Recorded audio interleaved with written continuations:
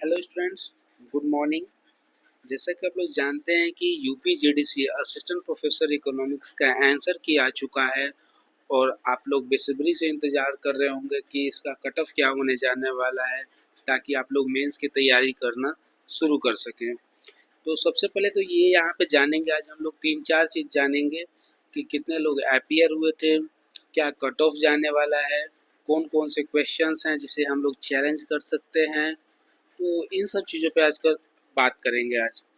ठीक, तो सबसे पहले देखा जाए कि आपका जो क्वेश्चन नंबर 40 है, कौन कौन से क्वेश्चन को चैलेंज किया जा सकता है, उसका मैंने प्रूफ लगा रखा है। और ये प्रूफ अगर आपको चाहिए तो हमारे टेलीग्राम चैनल को ज्वाइन कीजिए, अर्थशास्त्र वाला, वहाँ पे आपको सारी अपडेट्स मिल जाएंगी। तो सबसे पहले देखिए question number 40, which of the following index number under estimates the effect of price rise. ये क्वेश्चन सरासर गलत है। सॉरी, क्वेश्चन तो सही है, इसका जो आयोग ने की जारी किया है उसमें आंसर गलत दे रखा है उन्होंने। लेस पेयर्स दे रखा है जो कि गलत है। इसका आंसर होना चाहिए पास्चेज इंडेक्स। ठीक, जिसका देखिए ये प्रूफ है यहाँ पे। Paasche's index shows a downward bias that is under estimation. ठीक, क्वेश्चन में भी अंडर एस्टिमेशन की बात की जा रही है। तो यहाँ पे ये क्वेश्चन जो है आपका सही होना चाहिए। आपका इसका आंसर जो है पास्चेज सही होना चाहिए, लेकिन आयोग ने लेस पेयर्स दे रखा है, तो इस क्वेश्चन को आप चैलेंज कर सकते हैं। दूसरा क्वेश्चन है question number 67, which of the following is adopted as current base year. यहाँ पे करेंट बेस ईयर का बात कर रहा है क्वेश्चन में। अगर करेंट बेस ईयर का बात कर रहा है तो जब एग्जाम लिया गया है उस समय जो करंट बेस ईयर था आपका 2022-23 था, जो कि कोई भी ऑप्शन यहाँ पर 2022-23 दिया नहीं गया है। तो इस क्वेश्चंस को आप चैलेंज कर सकते हैं, बता सकते हैं कि इन चारों ऑप्शंस में से कोई भी ऑप्शन करेक्ट नहीं है।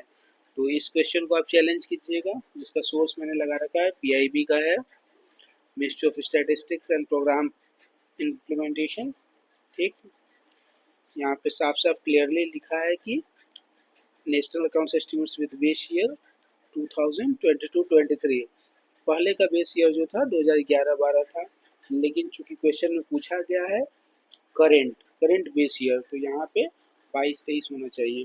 ठीक, दो क्वेश्चन हो गया जिसे आप चैलेंज कर सकते हैं। और तीसरा क्वेश्चन है, a unit elastic demand curve ensures marginal revenue. अगर आपका डिमांड कर्व यूनिटरी इलास्टिक है तब आपका मार्जिनल रेवेन्यू जो है 1 नहीं होता है। उस समय एम आर इक्वल टू 0 होना चाहिए, जो कि यहाँ पे किसी भी ऑप्शन में सही आंसर नहीं दिया हुआ है। ठीक है, मैंने ईपी पाठशाला का सोर्स डाल रखा है जिसमें क्लियरली मेंशन्ड है, when E equal to 1 M R equal to 0। हमारे पास ये फॉर्मूला होता है M R equal to A R into E minus 1/e। यहाँ पर जैसे ही मैं वैल्यू डालूंगा E equal to 1, E equal to 1 अगर डालते हैं तो 1 माइनस 1 0, 0 हो गया तो एम आर क्या हो जाएगा, 0 हो जाएगा। ठीक, तो इस क्वेश्चन को भी आप चैलेंज कर सकते हैं, जिसमें कोई भी आंसर इसका करेक्ट नहीं है। और एक क्वेश्चन नंबर 94 है, when was Deendayal Upadhyaya rural skill scheme started, जो कि यहाँ पर चारों ऑप्शन गलत है। ठीक, यहाँ पर क्या होना चाहिए, इसका करेक्ट आंसर जो होना चाहिए 25 सितंबर 2014। यहाँ पर ईयर तो सही दे रखा है उन्होंने, लेकिन ये जो 23 सितंबर है इसके जगह 25 सितंबर होना चाहिए। देखिए, इसका सीधे उसके वेबसाइट से मैंने देखा है, वेबसाइट पे क्लियरली मेंशन्ड है कि ये स्टार्ट हुआ है स्कीम 25 सितंबर 2014। एक पीआईबी का प्रेस रिलीज भी है, देखिए यहाँ पर उन्होंने क्लियरली मेंशन किया है when did the scheme start. Scheme start कब हुआ था, देखिए यहाँ पर लिखा हुआ है 25 सितंबर 2014। उस दिन अंत्योदय दिवस होता है, उसी दिन ये स्कीम स्टार्ट हुआ है 25 सितंबर 2014 को। तो ये सब रहे सोर्स जिनके बेस पे आप अपने क्वेश्चन को क्लेम कर सकते हैं। तो इन 4 क्वेश्चंस के आंसर चेंज होने चाहिए, 3 का तो कोई ऑप्शन ही सही नहीं है, तो 3 क्वेश्चन तो क्लियरली डिलीट होगा। और एक क्वेश्चन जो यहाँ पर पैस्टेज इंडेक्स का है, ये क्वेश्चंस का आंसर जो है चेंज होना चाहिए। तो ये रहा बात कौन कौन से क्वेश्चन को चैलेंज किया जा सकता है। इसके सारे सोर्स हमारे टेलीग्राम चैनल पे आपको मिल सकता है। टेलीग्राम चैनल जो है सेम इसी नाम से है, अर्थशास्त्र वाला। ठीक, इसका लिंक मैंने कमेंट में प्रोवाइड कर दूंगा अपने टेलीग्राम चैनल का, तो आप लोग वहाँ जुड़कर इसका पीडीएफ वहाँ पर या लिंक जो भी है वो आप वहाँ से प्राप्त कर सकते हैं। अब रही बात कट ऑफ की, कि एक्सपेक्टेड कट ऑफ क्या होगा। ठीक, सबसे पहले हम लोग सीट देखते हैं, कितने सीट्स हैं। देखिए यहाँ पर सीट जो है आपका यूआर में 30 सीट है। ठीक, एससी के 9 सीट हैं, एसटी के 2 सीट और ओबीसी के 14 सीट और ईडब्ल्यूएस में 6 सीट हैं। चूँकि आयोग ने क्लियरली कह रखा है कि 15 गुना जितने सीट हैं उसके 15 गुना लोगों के मेंस में अपीयर होंगे। तो आप लोग यहाँ देख लीजिए, यहाँ पे हॉरिजॉन्टल रिजर्वेशन जो है उत्तर प्रदेश के वीमेंस को 20% है। तो हर एक कैटेगरी वाइज जो देखिएगा आप, इन कैटेगरी वाइज देखिएगा तो 20% जितनी सीटें होंगी वो फीमेल्स के लिए रिजर्व है। तो अगर 30 सीट यूआर का है तो 30 में उत्तर प्रदेश की 6 महिलाओं को सीट रिजर्व है। उसी प्रकार एससी में 9 में से 2 सीट रिजर्व हैं। एसटी में कोई सीट रिजर्व नहीं है, चूँकि 2 ही सीट है एसटी की। और ओबीसी के 14 सीटों में 3 सीट जो है फीमेल को रिजर्व है और ईडब्ल्यूएस में 6 सीटों में से 1 सीट जो है फीमेल के लिए रिजर्व है। इसका मतलब आउट ऑफ 61 12 सीट जो है, जो 20% 12 सीट जो है फीमेल्स के लिए रिजर्व हैं, जो कि यूपी की होंगी। ठीक, और बाकी यहाँ पर 61 में से 1 सीट जो है डिपेंडेंट ऑफ फ्रीडम फाइटर, ये सॉरी गलत है, दिव्यांग डिपेंडेंट ऑफ फ्रीडम फाइटर उनके लिए 1 सीट रिजर्व है। और जो फिजिकली हैंडीकैप स्टूडेंट्स होंगे उनके लिए 2 सीट रिजर्व है। तो ये आउट ऑफ 61 ही आपका ये 3 सीट रिजर्व होगा और ये टोटल 12 सीट, मतलब टोटल 15 सीट रिजर्व हैं ये इन लोगों के लिए। और बाकी आपके पास टोटल 45 सीट्स हैं जिन पे आप लोग जो मेल और फीमेल दोनों फाइट करेंगे। ठीक, तो ये रही सीटों की बात। अब यहाँ देखिए, अगर यूआर में आपने अप्लाई किया है तो 15 इंटू 30 इक्वल टू 450 स्टूडेंट्स जो हैं मेंस लिखेंगे यूआर में। उसी प्रकार एससी में 15 इंटू 9 इक्वल टू 135 स्टूडेंट्स जो है आपको एससी में आपको मेंस लिखेंगे। और 15 इंटू 2 इक्वल टू 30 स्टूडेंट जो है एसटी कैटेगरी के वो मेंस लिखेंगे। और ओबीसी कैटेगरी में जो है आपके 15 इंटू 14 इक्वल टू 220 स्टूडेंट्स जो हैं आपके मेंस लिखेंगे। और ईडब्ल्यूएस में 15 इंटू 6 इक्वल टू 90 स्टूडेंट्स आपके मेंस लिखेंगे। ठीक, और ये जो है आउट ऑफ 450 मिनिमम 90 स्टूडेंट्स जो होंगी फीमेल होंगी। ठीक, इसी प्रकार देख लीजिए हॉरिजॉन्टल रिजर्वेशन का क्या क्राइटेरिया होता है। तो यहाँ पर आप लोग देख सकते हैं कि टोटल जो फॉर्म था इकोनॉमिक्स में, कितने फॉर्म पड़े थे इस बार 3780 लोगों ने अप्लाई किया था। और एग्ज़ाम ऑलमोस्ट 53% और 54% लोग अपीयर हुए होंगे इकोनॉमिक्स में। तो मान कर चलिए अगर 2100 लोग एग्ज़ाम दिए हैं, ठीक, इसमें आपका टोटल वैकेंसी 61 है, तो इंटू 15 कीजिएगा आप, तो यहाँ पर 915 लोगों को मेंस लिखने का मौका मिलेगा। तो मान कर चलिए अगर 2100 लोग एग्ज़ाम में अपीयर हुए थे जिसमें 900 के अप्रोक्स लोग मेंस लिखेंगे, तो मानकर चलिए कि 50% से थोड़े से कम लोग मतलब मेंस लिखेंगे। मान के चलिए कि अब 50% से थोड़े से कम ही बस मेंस लिख रहे हैं, तो कट ऑफ ज़्यादा जाने की उम्मीद नहीं है। तो अगर हम लोग बात करें क्वेश्चन वाइज कि अगर निगेटिव अटेम्प्ट्स को अगर हटा दिया जाए, कितने लोग निगेटिव कुछ किए होंगे, कितने लोग का करेक्ट ज़्यादा होगा, निगेटिव कम होगा, किन्हीं का करेक्ट कम होगा, निगेटिव ज़्यादा होगा। अगर निगेटिव जो भी गलत अगर आप अटेम्प्ट लिए होंगे, उस सबको अगर हटा दिया जाए, तो कैटेगरी वाइज हम देखते हैं कि कट ऑफ क्या रहने वाला है। सबसे पहले बात करते हैं यूआर की। यूआर में सीटें चूँकि ज़्यादा हैं, अराउंड 30 सीट है ना, तो 30 सीट है तो 450 लोग इस कैटेगरी से मेंस लिखेंगे। तो अगर इस कैटेगरी से 450 लोग मेंस लिख रहे हैं, तो कट ऑफ यहाँ पर बहुत ही ज़्यादा कम होगा, अराउंड 74 74 क्वेश्चंस अगर आप 74 नहीं 73, अगर 73 क्वेश्चंस नेट, इसका मतलब क्या है, जो निगेटिव आप अटेम्प्ट लिए हैं उन सब चीज़ों को हटा दिया जाए, तो अगर आपके 73 क्वेश्चंस आपके बन रहे हैं, तो आपको मेंस लिखने की पूरी पूरी संभावना है। चूँकि 450 स्टूडेंट्स यहाँ पर मेंस लिखेंगे, तो 73 सॉरी यहाँ पे एक और मॉडिफिकेशन करना चाहूँगा, 73 सॉरी एक सेफ स्कोर लिया जाए ताकि उसमें कैटेगरी में बच्चे फॉल कर जाए।